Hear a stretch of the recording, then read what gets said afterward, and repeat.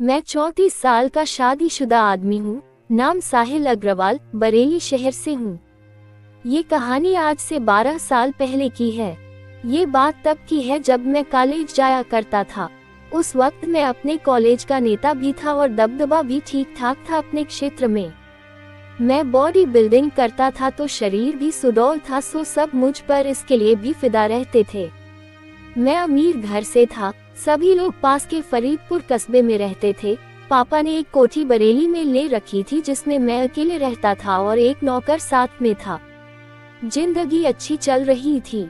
उन दिनों मेरी मुलाकात मेरी ममेरी बहन से हो गई, जो कि बड़ी होने के बाद बहुत सही लग रही थी। उसका नाम धारा था। वह अच्छी कद काठी की मालकिन थी, लेकिन रंग सांवला था। वह पढ़ाई के कारण शहर में हमारे साथ रहने आई थी। धारा सीधी सादी लड़की थी। मैंने उसे कभी खराब निगाह से नहीं देखा। उसकी एक सहेली थी जिसका नाम तन्वी चौधरी था। उस वक्त उसकी उम्र 19 साल की थी। उस टाइम वह मेरी बहन के साथ ही पढ़ रही थी। उसका अक्सर मेरे घर आना जाना था, जिस कारण वो मुझसे घुली मिली थी। वैसे तो वह मेरी बहन से मिलने आती थी, किंतु इस सिलसिले में मेरी भी मुलाकात हो जाती। उसको एक बार मैंने तैयार होते डोर होल से देख लिया था। तब से वो मेरी नज़र में चढ़ गई थी। तभी मैंने सोच लिया था कि बिरयानी का स्वाद चख लेना चाहिए। ऐसे ही दिन गुजरते रहे और बातचीत चलती रही और हमारी दोस्ती गहरी होती गई। किंतु एक दिन मैंने घर में दोस्तों की पार्टी रखी तो मैंने उसे एक ड्रेस तोहफे में दी और वही आउटफिट पार्टी में वेयर करने को बोला। वो मान गई। जब वह शाम को रेडी हो रही थी तो मैंने फिर से चुपे होल में से देखा तो मैं रंगे हाथों पकड़ा गया, किंतु उसने मुझसे कुछ नहीं कहा और मैं सकपका कर चला गया।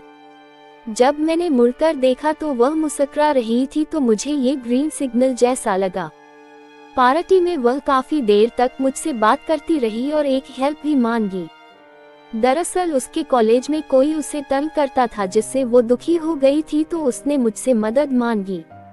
वो मेरे बारे में जानती थी कि कॉलेज की कई ब्रांचेस में मेरा नाम है, तो मैंने भी उसकी मदद का सोचा ताकि मैं विश्वास हासिल कर सकूं, ताकि बाद में मैं भी अपना काम बना सकूं। तो मैंने भी मौके पर चौका लगा दिया। तन्वी ने इस बारे में मुझे सब बताया।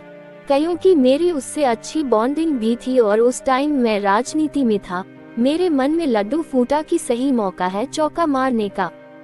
मैंने उससे कहा, चिंता न करो, मैं उसे संभाल लूंगा। पर मुझे क्या फायदा? वह बोली, जैसा आप कहोगे मैं वैसा करूंगी। मैंने बोला ओके, बस भूलना मत। अगले दिन छुट्टी के बाद मैं अपने दोस्त के साथ अपनी सफारी गाड़ी से पहुंच गया और उस लड़के को रोककर गाड़ी में बिठा लिया। मैंने उस लड़के की सही से सेटिंग कर दी और तन्वी से माफी भी मंगवा दी, जिससे तन्वी का मन पूरी तरह से जीत लिया था। ऊपर से ग्रीन सिग्नल तो मुझे पहले ही मिल चुका था। अब वो जब भी मेरे घर पर बहन से मिलने आती थी तो मुझसे भी जरूर मिलती।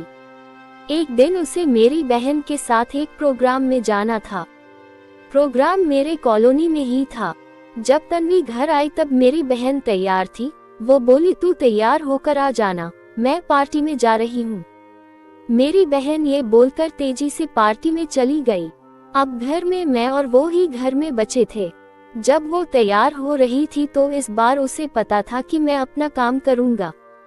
इस बार उसने पूछा, रंगे हाथों तहकीकात करते पकड़ लिया और खुद ही गेम खेलने लगी। तो मैंने भी बहती नदी में हाथ धो लिए, क्योंकि मैं भी यही सब की फिराक में था।